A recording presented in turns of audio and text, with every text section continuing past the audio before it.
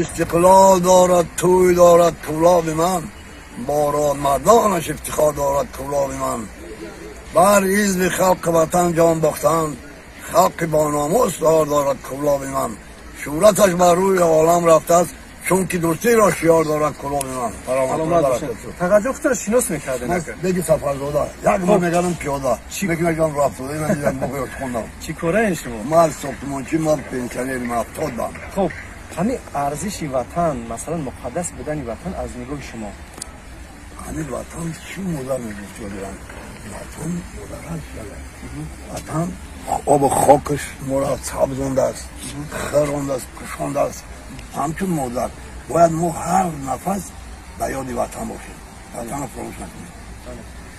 او شهرمردایی که حاضر مثلا در خط مرز هستند، مثلا ما میدونیم که در قرقیزستان او اغواگری و دسترس‌بازی هست به طرف ما. او شهرمردایی که در خط مرز هستند با او چی پیام داریم، چی گپ داریم؟ باید که شخص مردانه در جای برای که هسته برای خلق وطن جان فدا باشد، قیامت می بالا باشد که ما را آفریدگار همو ہے. بیا ما باید میدم بریم ایشالا یا خوار نمیشیم. خیلی گپ بشاره سلامت باشید. گپ بشاره. خوب